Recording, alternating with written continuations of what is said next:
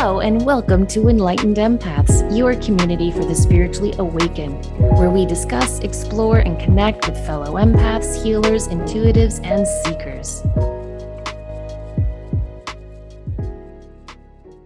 Hello, empaths, and welcome to our show. We are just going to pretend that we're all sitting around the table having a cup of coffee or tea together and chatting away because we haven't really touched in with each other or our audience like this in a while, right? We haven't, and it's been busy, and the energies have been funny. And sometimes it's just nice to have a chat and a conversation. And often when we do these shows, we'll hear back from people, oh my gosh, that was just what's been going on in my life too. Or it's always so fun to just sit and visit. Yeah, yeah. And so we thought instead of having a guest or a topic, we would just kind of catch up and talk about some changes and some fun, interesting stories going on in our lives. I think for me personally, the biggest one is having sold my house and moved into my new house with my fiance, Michael. Huge, huge, lovely, happy change, but big change nonetheless. And it reminded me that no matter how happy change it can be, it's always a little difficult. And, honestly, what an interesting time. Interesting is our key word this year, I think, but what an interesting time when the world has been so upside down. And this being a 9 year and endings and completion and releasing, that this move happened during all of that energy of letting go, moving forward. What do I want to bring new into my life? I mean, you're the poster child for the 9 year with that move. Oh my gosh. And it happened so fast. That I think that's what was the hardest was that in January, I finally got it ready and had my friend who's a realtor. She had the photographer come over and take pictures, and she was like, "Okay, we're gonna list this on." I can't remember what date it was, but Michael and I were scheduled to go on a cruise to Mexico, and I was like, "All right, well, can you list it when I get back because I don't know how to handle showings and my cat and pet sitters there. It was just too much." And she said, "Yeah, yeah, of course." So I'm on the cruise and she texted me and said, "I have a couple that is interested in your house. Can I come by and show them the home?" And I was like, "Yeah, of course." Bada bing, bada boom, yada yada yada, whatever they say. That night, I had an offer on the home from them, and I'm docu-signing on the cruise. Wow. But what a wonderful thing that you didn't have to have months of people parading through your home. Oh, I know. My guides look out for me because as an empath, no, no, no. I was really dreading that. I've only been through that one time when I got married the first time. Oh God, that sounds awful. No, it's When I, my first marriage, I was in our home for a year when we sold it and moved into the house that I just sold. And I remember that panicky feeling of the realtor calling and saying, someone's going to be by in 10 minutes and just having to keep your house clean all the time and your yard and all of that. So I am really, really grateful that I didn't have to go through that. But at the same time, it just propelled me like, oh my gosh, I have to find a house. I have to pack up everything, and that was just a lot. So January and February, just every free minute I had was spent packing up, and it wasn't even the packing up was easy. The hardest part, Denise, was going through all my kids' memorabilia yeah, and trying to figure out what I wanted and what I didn't want, but also just going through all those memories. yeah. It was like I felt as though my house was almost had little ghost of our past lives in that home in it. Like I'd read a Mother's Day card, or I'd see a beautiful picture they brought home when they were in the second grade, sitting on my living room carpet, and I would look up and I could almost see them coming through that front door. Right. And there is a little spark of them that will always be in that house. Yeah. And that's kind of because that was a new home when you moved into it, right? So your energy was the only people that ever lived in there. Yes. Wow. Yeah. Yeah. Brand new house. We were so, so excited. And that house was a gift and a blessing many, many, many times over to our family through the years. I never once said, I don't like my house. I hate my house. I always loved that home. That's I huge. just wanted a fresh start with a new marriage and blending families. I didn't want Michael or his kids to feel like they were coming into our home. You know what I mean? And that's a conversation we've had with so many people over the years, or friends of ours, or relations, whatever, that have started a second relationship that's serious to the point of moving in together. That's a really hard road to navigate. Yeah. Yeah, it definitely is. But it can be navigated if it's done with a lot of thought and kindness and inclusion And respect. and respect. Right. Yeah, I think that is so, so important. So the last week we were in the home, my girls came home from school and from their job, and we were all there that weekend. And little Chloe was the first to leave. So we hug her, and she was coming back in 2 weeks for her spring break. So it wasn't like a super tearful goodbye. It was just like, thanks for coming and helping, honey, and safe drive. Text me when you get there. And she leaves, goes out the front door, and she comes back in the door like 30 seconds later, boo-hooing. Oh, Just realized this is the last time I'll ever walk out the door of my childhood home. oh, And then we all started to cry. So then it was just the final day. It was just me and my middle daughter, Tori. And we're moving stuff to the new house, back and forth, back and forth. And it's 4:30, and the new family is coming in at 5 p.m. So it's wow. 30 minutes left in our home. And I realized I'm sitting in the empty house. The movers have been there all day. They're gone. And it's the first time I've been in my empty house since I was 25.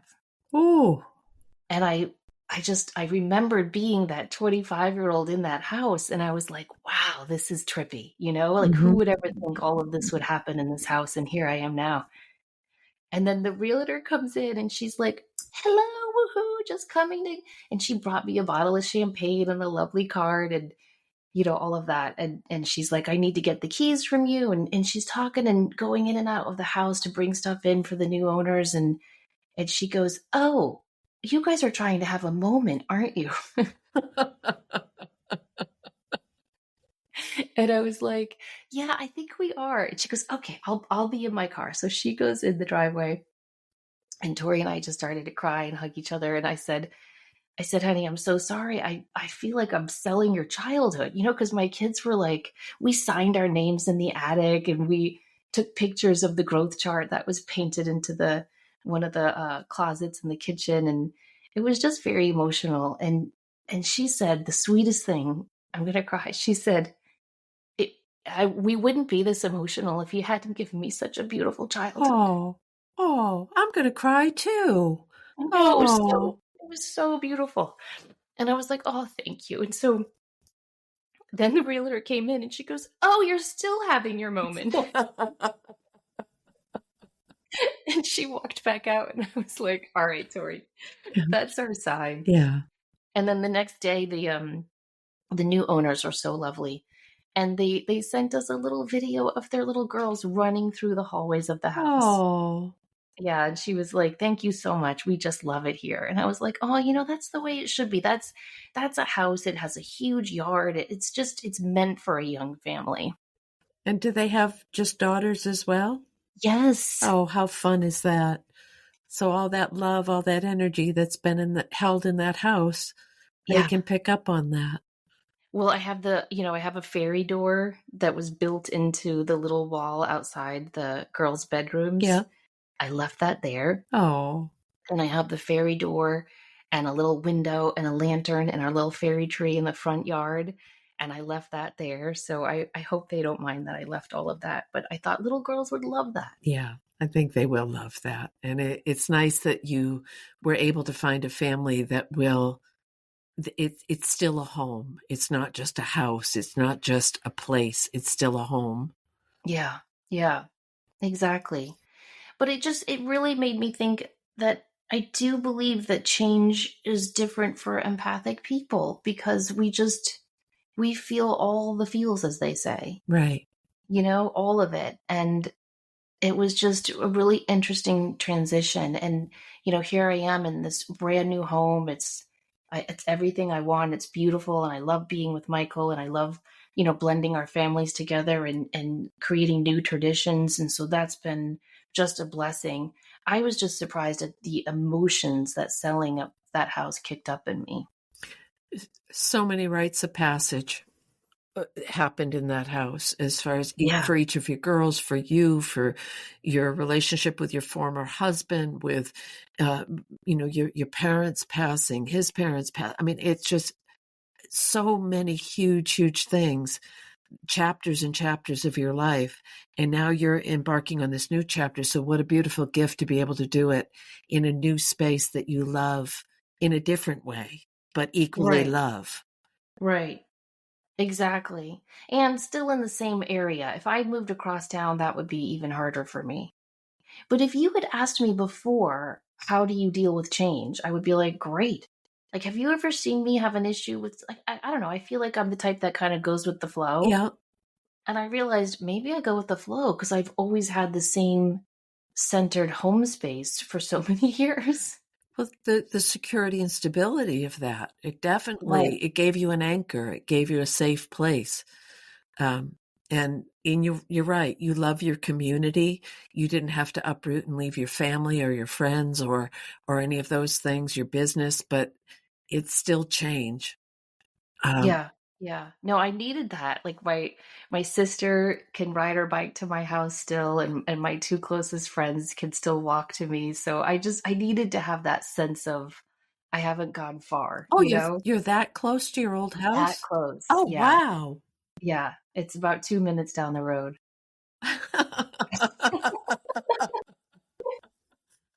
Okay. You You're be making fun of No, me no, now. I'm not making fun. I'm just thinking, damn, you barely need a change of address label for that. I mean, that, It's the same zip code. no, that's wonderful though that you still, because that makes the move even better. You weren't looking to reinvent your whole life. You were just looking to enhance it with this new person, with this new beautiful beginning, and that's what you're Well, we doing. thought about it. We did think about it. And there's, if the further you move out, the less expensive homes are. So we were like, well, let's look, out here. And so I'm looking about 15, 20 minutes away. And my sister was like, that's great, but it's going to break my heart. And I was like, Courtney, I'm like still, 15, 20 minutes down the road, 30 with traffic if I choose this area. And she was like, yeah, but like, those days when I have like a hard day at school and I just want to like come to your house and have a cup of tea or a glass of wine, I won't be able to do that if you're on the other side of town. And I Oh, thought, oh, that's true. So I'm glad I was able to stay close by. well, I hope that you have as many new beautiful memories in this new home, and I'm sure you will, that you had in your old home. It's really a blessing. Yeah, and it's been fun. It's been fun. All the girls have been home to the new place to kind of settle in their rooms. And this weekend, as we're recording, is my youngest daughter's birthday. So they're all coming home and bringing roommates and boyfriends too. So it's going to be a full house. And I, like I said, so the first of like many happy memories will be created in this new home. It's a perfect time for change and new beginnings and something positive. I not to be Debbie Downer, but there's so many people are focusing on the negative, on the fear, on the anxiety, and this just having this conversation, you can feel how happy you are, how optimistic, how joyful, how beautiful a shift this has been in your life, even though it's been hard. And I think we Yeah. need to focus more on that stuff right now, not to the exclusion of being realists, but we can't let it win. No, no, we definitely can't. I think there's a tricky balance we have to play right now where we are being informed and yet not overwhelmed. Right. Random question. Did you bring any plants with you for the new yard? Did you have anything that you had grown that you wanted to rehome in your new yard? No. Okay. Because I And know, I say that definitively for a reason. I don't know what happened to me in the last couple of years, Denise. I just don't want to take care of a yard anymore. okay. That big yard and my little vegetable and herb garden, it all just I was like, ugh. I just didn't want to. So I left it. I left it all there. Which will be perfect Even for the that new tree I family. yes, I think so. Yeah. And in this new house I have a much smaller yard, and everyone's like, "Oh, you're going to miss your big yard." And I'm like, "No. No, I'm not." In fact, this is how bad I am.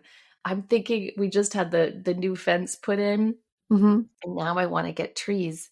And I'm actually thinking of like putting fake, like huge fake trees just so I don't have to take care of anything. Do you ever get to that point where you're like, No. oh my God? No, and I'm laughing because I'm thinking, how can I get further away from people and more isolated?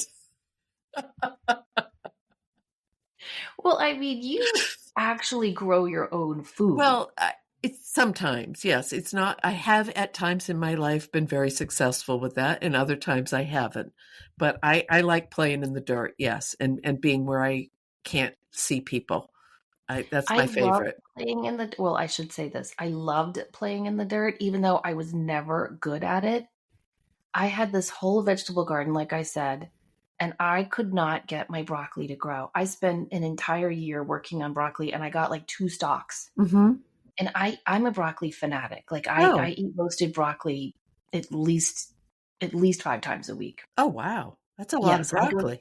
I go through a lot. Broccoli and blueberries are my favorite foods. I go through a lot of them. It's even Michael, like living together, he's like, that's a lot of blueberries. I'm like, yeah, I can't help it.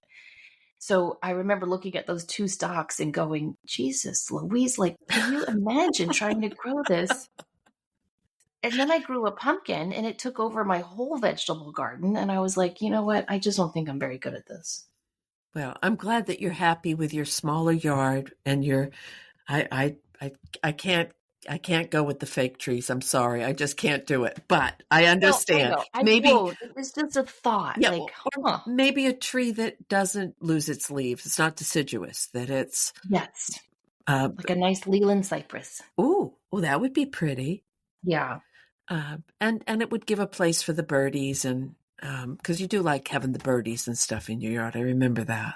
Yes, yes. Um, Yeah, I have my little bird feeders and my wind chime that you gave me in honor of Lily, who's been rehung in the new home. oh, that's I nice. know. I love that gift you got me. Oh, I'm glad. And I just miss Lily. She's important. She was a sweet little soul dog for you. I know. My kids wanted me to dig up her ashes in the box and bring them to the new home. Oh, And I really thought about it, but I was like, first of all, girls, she's not in that box. You know that, right? right. You have listened to me for the last years of your life. And I said, this is her home. It's the only home she's known. And I don't know. I felt very conflicted about that. What have you done when you've moved? And did you leave your pet cemeteries there? Yes, different because I've lived so many different places and I was just finding humor in that the move is still a move even if you just move in a couple streets over. But I used to do big moves. Okay, let's move from, Maine to Arizona. Oh, let's move from Florida to Oregon. Let's move from Vermont to I mean, I did big cross country moves. So, when I would move it was all or nothing. And I was thinking about that recently of two dogs, my pre-children dogs that both passed very close to each other, and they're buried out west. And I was thinking about them one day of, they're it's just it's an interesting thought that they're I think the hardest thing about for many of us as empaths is the animals don't stay with us very long. No, but they do forever. I think Yes. about Lily every day. Yeah, they do. They stay in our hearts and I think that there's contracts that we make with certain animals too. I do too. I do too. And I just don't think any of us is where we are buried. No. Like I told you, my mom bought her and my dad drawers in a mausoleum Right. just so we could visit them even when it rains. Right. And they had to have the tall the The top right. drawer, Right. of course. Yes. And it is so creepy in that mausoleum. And yet my sister and I feel obligated to go, at least on like her birthday and Mother's Day and that type of thing. But I always sit there and I think, you're not there. Like your body is there, but you're not. Like my mom and dad, they're not there. So I was talking with this woman and they recently bought an old farmhouse and there was a family cemetery on the property and she and her husband have become the caretakers of this family plot on this property. And she said, I feel like these are my people. I feel so connected to them. And she said, I wonder if I have a past life connection, or I used to live on this property in another lifetime. And then I thought about when you brought up about the mausoleum, there are caretakers there, but the people that, when there's no one left to take care of their graves. And that's a very sobering thought. Yeah, it is. Here in New England, we have so many really old cemeteries. And there are volunteers that will go in and they'll clean the stones and they'll pick up the ones and they'll keep it. I think it's lovely. I think there's a real calling for some people to care for the spaces where people have been. We have a lovely community page on Facebook for where I live, and there's a veteran, and he's retired, and all he does is go to veterans cemetery gravestones and clean them up. And I don't mean like just, oh, he brushes them and puts new flowers. I mean, if the stone has been worn away, he'll carve, and so you can see the name and dates more clearly. Like, it's such a gift and an act of service. And he'll post the before and afters of what he's done. It's absolutely beautiful. But it's another reason why I want to be cremated. Yes. Yes, I do as well. And the land space and all of those things. And now there's so many options. They have you heard about the mushroom caskets? Where No. they're look, no, I have not. What is Am I this going to be odd a thing? mushroom? No, it's biodegradable caskets made out of mushrooms or like a compost base. And in some states, you can still be buried without needing a crypt, without needing the, how they'll put a vault in the ground and then put the casket inside of that. Right. In some states, you don't need to do that anymore. So they have these biodegradable caskets. That's pretty cool. Yeah. And then there's the thing where people have their ashes. A lot of people are putting their ashes. It used to be just jewelry. Had you heard about, I spoke with someone recently and there are tattoo artists who will put Oh, cremains into tattoos, all like right. I tribute tattoos with the person's cremains in them. That's kind of a neat idea. Well, it's a tribute, that's It's a for sure. tribute. Yeah, I got to wrap my head around that one. And then there's people that have, been mixed in with, their cremains have been mixed in with to form artificial reefs for sea life. I mean, Yep. it's so interesting, the whole, what some people feel so, like your mom. She knew where she wanted to be. She knew why she wanted to be there. She knew what drawer she wanted to be in, damn it. And I think when you have that conviction and you leave those clear of a thing, in a way, it makes it easier for the people to hear because you just have to, this is what I want. Please do this. Yeah, and I do think everyone should be very clear about that and not afraid to discuss it. She was completely against cremation. And she used Yeah. to always say that if I died before her, she would have me buried. And I was like, Okay. Mom, you know that's not what I want. And she would say, I don't care. I'm your mother and I know best. There was a woman I knew years ago, devout Catholic. She was an older woman, and her joy in life was she would drive around with the host in her glove compartment to bring to the shut-ins. And she was probably in her Oh, 80s when she would do this. And my God, that woman had her funeral. And I want this priest, not that priest. And, ask this lady to make the snacks because she makes the best. Like, she had it, every detail of what she wanted, because what she wanted said, what music, and it made it really easy for her children. wow. I mean, I guess we'll have to come to that point. I just don't care. Oh, I don't either. I don't either. And one of my sons got very upset about that. I said, "It's not going to make a difference. I'm not going to be there." And he said, "Yeah, but we need to know, where do you want to be scattered? Do you want me to take a road trip to all the places you've lived? What do you want?" Now, there is someone in their lives, in my ex-husband's family, who had it in their will that they had lived in another country for a while and they want their ashes spread there. And it's an understanding that the family will go there and spread the ashes.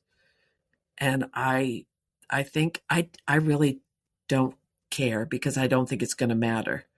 It's more like my parents are both scattered in a river by where I grew up. That makes sense. They love that river. It's where we learned to swim and row. And my father had a boat there for a while. So it makes sense that, and it's a beautiful place to sit and visit them. Yeah. And they didn't have any desire to be in a graveyard. So I think it's really, sometimes it's about where would be a beautiful place for the person to remember me. Well, I want to be cremated and scattered over the grounds of my church Oh, because I love my church and I have a lot of happy memories. My kids, went to school there for 15 years total, and we went there every Sunday and Wednesdays too. So that's where I want to be. And I figure that way, if I'm totally wrong and that whole like resurrection thing actually does happen, I'll be on church ground. I'm covered either way, Denise. good to hedge your betches, your betches, your bets. So I did see, this is so random, and I found it very funny. Is that, and it's kind of connected to what you just said. Is I was reading something and someone said, I just want to get inflatable people and fill them with helium, and then find a bunch of people that believe in the rapture and say, oh, you missed the window.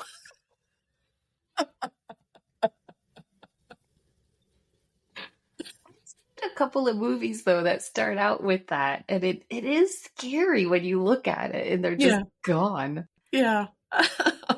So this conversation took an interesting It did. twist. It took a very dark turn. We need to switch it around. I promise when Denise and I talk on the phone like just normal friends, we don't discuss death and where we want to be buried. But I think it's normal. Actually, when I had that reading last summer from someone, and she said part of your work is to help normalize death as a process of living. Yeah. And I think that's what we're talking about. Yeah, Is that's if we true. can normalize it and just make it part of things, because it is. Well, It's speaking of normalizing all of that as intuitives, I do think you'll be at your funeral. Haven't oh, you I have said no doubt. right, okay, Yeah. because you were like, "I won't be there, I won't care," but I was like, "Well, you'll probably be at the funeral." Oh, I'll be there. I don't even really want a funeral, to be honest with you. I don't. You're gonna have an Irish goodbye to life. Yes, yes. Peace out, people. Well, when the propane was messed up on the RV, I said, "Uh-oh, Viking burial! I'm just going to go out in a blaze of glory." And I thought, no, that's not a good way to look at it. No. No, I don't. I'm not. I'm going to reword that. I'm not so concerned with the resting place of whatever's left of my physical body. No, I get that. I do. Yeah, I'm just joking with you. yeah. But no, I think that that's another reason, though, that so many of us are saying, what can I be doing right now? How can I be enjoying life? How can I? So one of the things I You was can so plan many your funeral. you do, and you say, don't worry about it. But I do. How many times have you done readings and someone will say, "Boy, I had a good turnout, didn't I?" Or "I can't Yeah. believe she showed up," and they come for all the big events. Yeah, they really Um, do. They're there.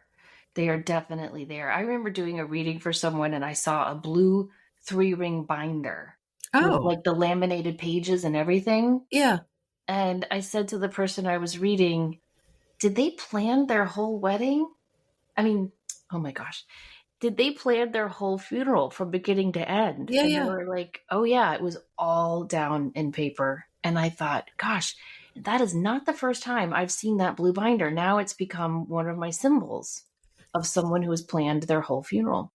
Isn't it funny how they'll give you that once and then you know what it is and they'll use it over and over again? I Yeah, love that. yeah, I know.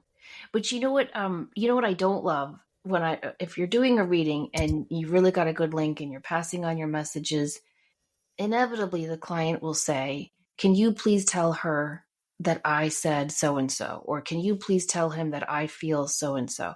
And I always say, yes, but you can too. Right. They can hear you. They can Yes. hear you. And I wish people would understand that, even if you can't often, hear them back or ever hear them back or get a sign right away that they were listening. I think just trusting and knowing that they are out there listening is really, really important. And something I wonder Sometimes I'll just be driving along or I'll be trying to meditate or I don't know, just cooking dinner and my dad will just pop into my head Mm-hmm. or I'll just think of a funny story with my mom. And I always wonder, is that me thinking of them or are they thinking of me Right. Or both. or both? Yeah. And so I think when you are missing someone on the other side and they just randomly pop into your head, I think it's a hello from them and that's a great time to start talking to them. Now, and some spirits are so good about letting you know they're around. And I wonder too if that's indicative of who they were in life. So, every listeners know, love my parents, but my mom was a little challenging. But my mother-in-law was very different. She was the mother I always wanted to have. Super nurturing, was always over at the house helping me with everything. When I was packing up my home, I was thinking a lot about Maggie and just all the memories I had of her in that house. And I mean, gosh, Denise, I think I told you every time I was pregnant, she would write letters to the baby every month for the 9 months of the pregnancy. Oh, Dear baby Faye. And she would drop off a gift for the baby or for me every month. And wow. I'd come home from a long day of teaching, and there'd be like a little cooler with dinner and a little note. Dear baby Faye, your mom is growing you right now, and she probably had a long day, so I'm just dropping off dinner. Or a little outfit for the baby, or a little toy, what have you. Sweetest thing. So she was always doing things like that. And I was just thinking about her a lot, packing up and seeing all those baby Faye cards. And I get up to go into the kitchen to get some water, and I step on something shiny, and I look down, and it's a quarter. And that's always been her sign from me that she's Yeah. around is the quarter. And I was like, oh, thank you, Maggie. But like my mom and dad, I don't get that same instantaneous feedback with. But I think that's kind of their personality. But you dream about visiting with them. Yeah, I do. So, My dad, not my. No, I have had dreams about my mom too. My yeah, dad is more frequent. right. So I wonder if for it's just another version of that way to connect. Do you dream much about Maggie? Not in a while, no. Yeah. Usually she pops in when there's like, something that she really needs to warn us about. Yeah. So, I mean, my father died a long time ago, long time ago now. And I was doing a meditation and I came up to this door and I could see the door so clearly in my mind's eye, like every detail. I could feel my hand turning the handle, the doorknob. I could like feel it was, in old houses, they used to have these crystalline doorknobs that would be in old houses. And I could feel that in my hand and I turned the knob and I opened the door and my father was standing there, like as clear as you and I are talking right now. And it was that huge wave of emotion. He looked great. He was healthy, but it was that reminder that they're still there. We might not be able to see them in physicality, but they are in a space where they're still able to communicate with us. Yes. And again, it goes back to trust. Right. But I still say be true to who you are. Don't be spiritually positive just because you're on the spiritual path. I had No. I had that wonderful dream a couple of months ago, really because of anger. I hadn't heard from my dad in a while, and I was like, "Daddy, are you kidding me? Like we used to talk all the time. I'm psychic. I know you are into all of this stuff, and just what the hell?" And I got mad. I really did. Mhm. It wasn't like, "Hey, Dad, I miss you." It was like, "Really?" And that's when I had that dream where he showed me how he was spending extra time in his life review because he found it so fascinating that he could touch any point on that. Remember, I think I told Yeah. you the touch screen map of his life, and he could touch a point and it would show him all the options he had and how it affected everyone in the family. Wow. And he was like, I just have to stay here longer. And that's so him. He had to really study and evaluate everything. So it makes sense. But I just share that because if you're not getting those instantaneous signs, those quarters, on your path, the birds flying across your car, all of that, it doesn't mean they're not there and that they don't love you. It could just be again, in line with their personality and their quirks and foibles and what they're doing on the other side. And they come and go. I mean, especially with when someone's been gone for a while, don't you find that, well, Maggie's a good example. She passed quite a while ago, and you might not hear from her for a long time, and then poof, she pops up again. Yeah. So, Yeah. She and passed away in 2007, and I heard from her a lot those early years. And I told you some of my children saw her. mm-hmm, Some of my kids dreamed of her, all sorts of really cool stuff. And then after around like 2014, it started to taper off. yeah. Yeah. And it But just makes sense. They're busy and settling in. someone asked me this recently of, well, I dreamt of someone, but if there were, it was an older, it was like an older grandparent or great grandparent. And she said, how are you able to connect with them if they've reincarnated into the family line or if they've reincarnated onto the planet? And we had that conversation of how a piece of our soul light stays as an anchor on the other side. And again, is it true? Is it not? We'll find out. But I think that there is a part of us that stays so Well, that we can connect with it. that's why I brought up when we were interviewing Simon on his book on near-death experiences. Right. I highlighted that one quote. I think it was Deborah's story where her guide said to her, because she was like, I don't want to go back to Earth. And he said, a part of you is always here. Yeah.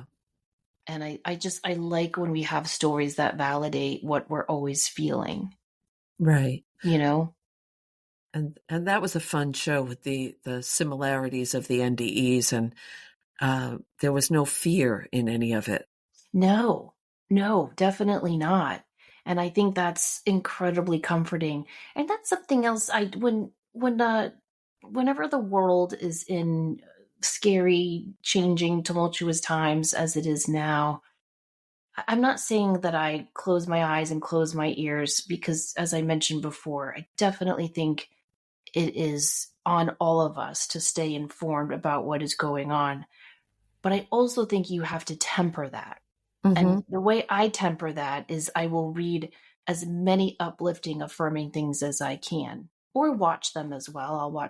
I mean, Michael was laughing at me the other night because I was watching this old show it's on Prime, and I remember watching it as a kid. It's hosted by the guy from the Waltons, John Boy, Okay. and it's all on people who have been visited by loved ones or angels. Oh, And it's free on Amazon Prime. And it's so fun to see like the dress styles of people in the late 80s, early 90s. It was very, very enjoyable. But anyway, I'll do that. So I'll watch the news or I'll listen to the news or read it. And then I'll go and read a comforting near death experience book or call my friend Denise and have a happy chat about where I want to be buried when I die.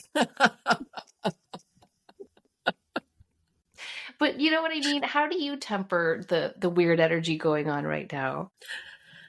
I I really it goes back to the question we had in a recent show about needing time alone and needing, I think, taking time to really. Oh, so I'm going to kind of answer that and kind of not. In that, I was writing the other morning and I thought, so many people, myself included, said, well, I don't know what I want. What do I want next? We're being pulled in this new direction. And then I was writing, I thought, it's not about what you want, it's how you want to feel. And I know that's very basic, but it really applies of how do you want to have this experience? Yeah. And yes, there are variables and situations, and there's all of the things that happen in everyday life. But when you're making these decisions about where you want to go next, or what you want to do, or what you think you're supposed to do, I think it's important to factor in how you want to feel while you're doing it. Yeah, I do too. I do too. How do you want the world to feel? Because if we are co creators with the world, then we really do have an important energy that we have to bring to the energy around us right now. Right. And remember we had the Astro Twins on a couple Yeah, times. We've had them on. I love them. I love I do too. their Sag energy just really resonates with me.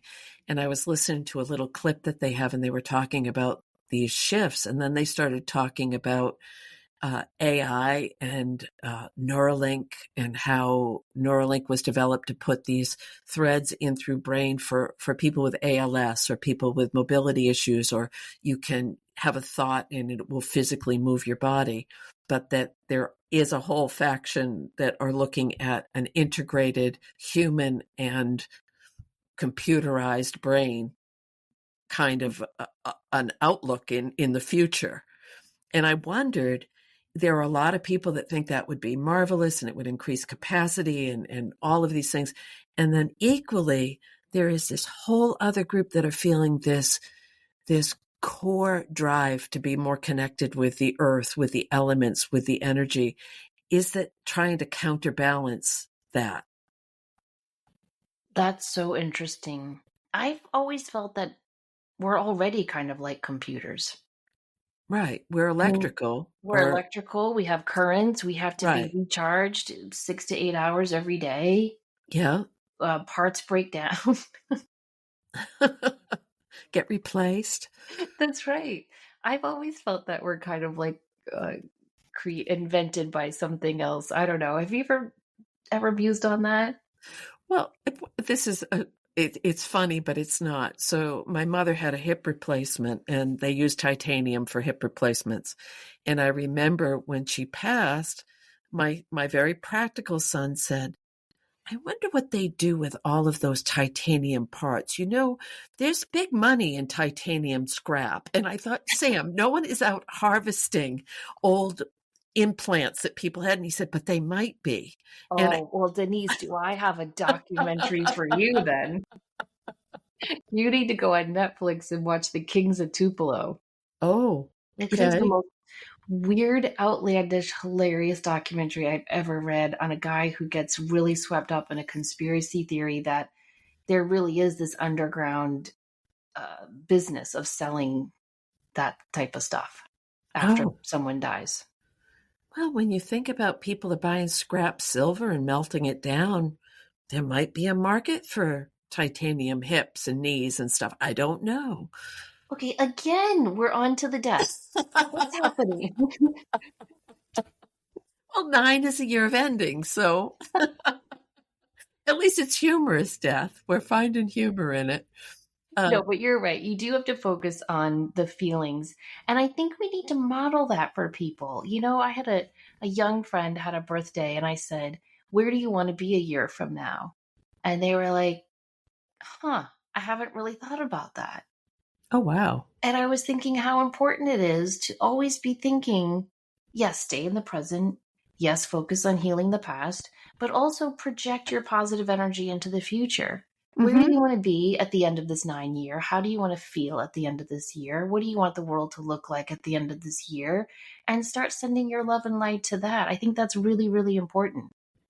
So, yes, and that goes back to your question about how are we deflecting the negativity. Is here in New England, we've had a stretch of snow and it'll go away, and then we'll have wintry mix, and then we'll have free. It's been typical early spring in a northern climate. And I was outside and the snow had melted, and I went over, I was throwing a stick for the dog, and I went over to pick up the stick, and I saw the first little snowdrops coming up. And I felt this surge of just joy, absolute pure joy of, oh, they're back. And then, snowdrops are about renewal and purity and after long winter. And I said, oh, so it's their job. They know, okay, early April, time to show up. Let's go, people. But I think we have to find it in those little things like enjoying the snowdrops. I agree. And I have a question. Okay. Does that come first or does the intuition come first? And let me explain. I have always been like that. I know you have always been like that. My friend Deb has always been like that. And yet I have a lot of friends in my life who are not into the spiritual woo woo world at all. Mm-hmm. And when I will point out the beautiful hawk flying above us or the new shoot of spring coming up, like you were just saying, or just how beautiful it feels with the sun on our face, they kind of look at me and then go back to their conversation, Mm-hmm. right? And so it's just made me wonder, Do you start to appreciate those little things when you become more spiritual and intuitively connected to everything around you? Or do you become more spiritual and intuitively connected to everything around you because you've always noticed the little things? I think it can be both. It could also be part of our life path to enjoy it more this time. Yeah, It could that's be that uh, I spoke with someone recently who wants to move and lives in a major, major city in the world. And I would never. I've lived in big cities. I've lived in apartments and more. I've had that experience. It's not where I want to be right now. And we were speaking, and this person started listing major cities in the world, and I said, "Oh," and she says, "Oh, right in the middle of it. I have to be right in the middle of a huge city. That's where I'm my happiest." So I think they probably might not be as excited about the snowdrops. yeah, that's true. And that's fine. Right. We have to find our own touchstones, our own Yes. anchor points that reconnect us to who we are. And if it's being in the middle of a city, that's fantastic. If it's being out in the country, good for you. Y- It doesn't matter what your touchstone is, as long as it's positive and uplifting for you. Right. So I don't know why this flashed in my mind, but that feeling when you're in an art museum and you see a piece that just pulls you right into it and you lose space and time, and it might not even be the most beautiful or the most famous, but there's something about that piece that just touches your heart. I think it's the same thing. I do too. I do too. Or finding a book that really speaks to you, or hearing a new piece of music and all the lyrics or the melody just makes something sing in your heart. Yeah. Those are the gifts that I feel we have to focus on now. And I think you probably found that when you were going through the memories with the girls of it was the snippets of the memories that held the love. Yeah, yeah, exactly. And it reminded me that all of that was just pieces of paper. Right. Although I still held on to most of it. Well, it's and that's okay. A lot of times people say, "Oh, just take a picture of it," and it's the same. But then you got to Sometimes, hold on to the picture. good point. Very good point. But Um, I couldn't, like, I my kids, I saved all their, okay, anyone who has little kids listening right now, just mute me for 10 seconds. I saved all their letters to Santa. mhm. And it was so funny. I just kept screenshotting them and texting to them to look at what they wanted more than anything in the world when they were 8 or 10 or 11. It was so funny to see. No. You can't throw that away. No, I went through, and my children are a lot older, and I told you I did that big purge right after the holidays where I was cracking myself up and say, shredding the trauma, Denise, shredding the trauma. It was old stuff with my ex-husband and businesses I owned and all that kind of stuff. And when I came across things that were when the boys were little, it was some of it was, you don't need to keep every piece of paper that they brought home from elementary school, but you No. do need to pick something that really touches your heart still. If it still touches your heart, then it still matters. Yes, exactly. Like, I did not save every report card, but the ones that had little notes from teachers I saved. Right. And I did throw away a lot of my journals. Wow. I did, because I was shredding the trauma too, because I was like, I don't need to save this. I don't need to hold on to this energy. And I had this whole bin that held everything from that terrible summer when my ex-husband was injured in the line of duty. And I mean, everything. It had the guest book, from the letters from everyone, all the newspaper articles, his medical reports, everything. And I thought, I can't bring this to the new house. So I had to give it to him. And he is a lot like his lovely mother, like, but they just don't hold on to anything, you Right. know? And I was like, please just hold. I wanted the kids, because one day they're going to want to know all about that summer. And so I hope he holds on to it. But I Yeah. didn't want to hold. I thought, this isn't mine to hold anymore. It's funny that you bring that up because I have an Afghan that I made. I crocheted this Afghan. It's very nice. It's very pretty. Each square is a different stitch, and I went to move it the other day, And I realized it flashed me back to when I was working on it. And they weren't the happiest memories that I had. And I thought, how do you release something that you've loved, but that you know doesn't hold memories that you need to have in your space anymore? And I think that's exactly what you're saying. Yes, and that's a principle of feng shui. Right. You know, if the energy that it emotes inside of you is not positive, you need to pass it on.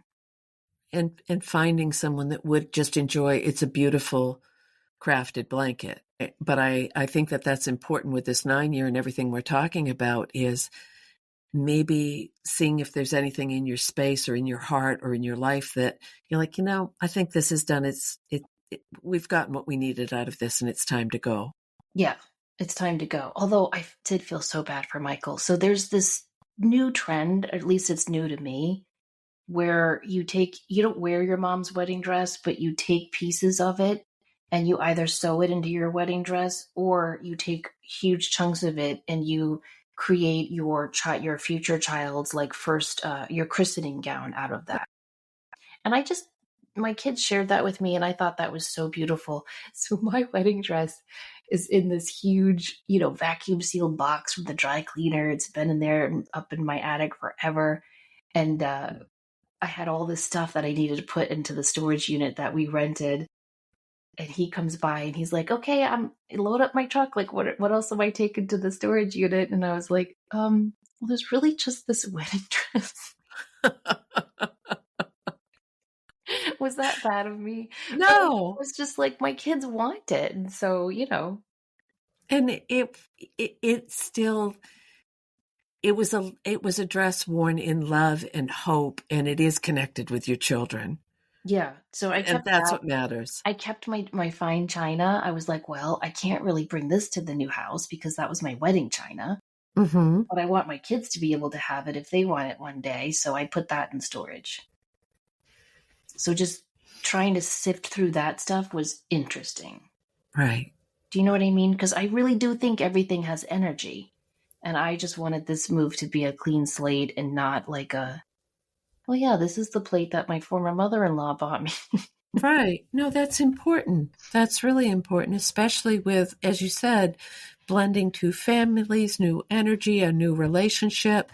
It's very respectful. I give credit to people that they well reword that to have the choice to be able to do it the way you did is a beautiful gift. Some people don't have that choice or they choose not to.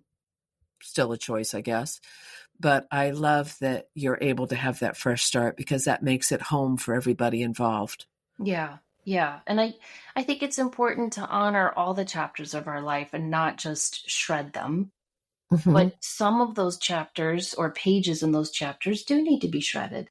So I Right. think you and I did the right thing when we were having our purge January, it sounds like.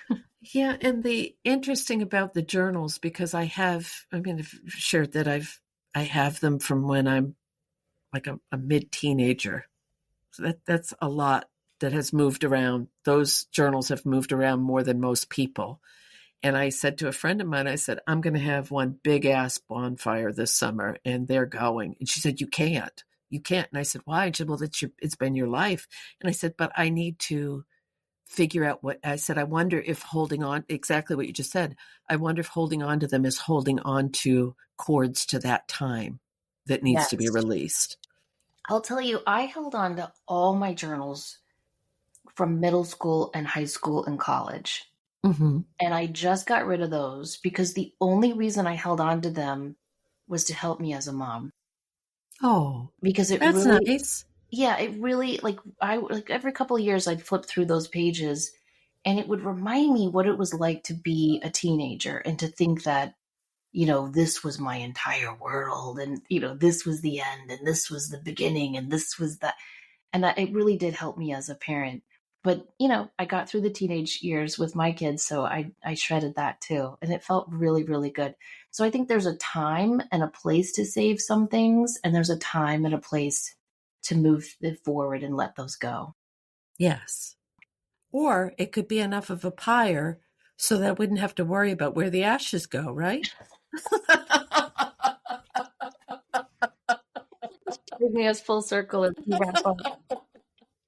Anyway, it's said with love and again, congratulations on even in this market, you found a beautiful home, which is talk about working with guides and angels on that one. I know that was, I mean, selling my house before it was even listed. Talk about manifesting. That was absolutely beautiful. Very, very, very grateful and very, very happy that everything is progressing beautifully forward. And I'm just really grateful. That's all I can say. Yes. Yep. It's on new beginnings. That's Time right. for more snowdrops and new beginnings.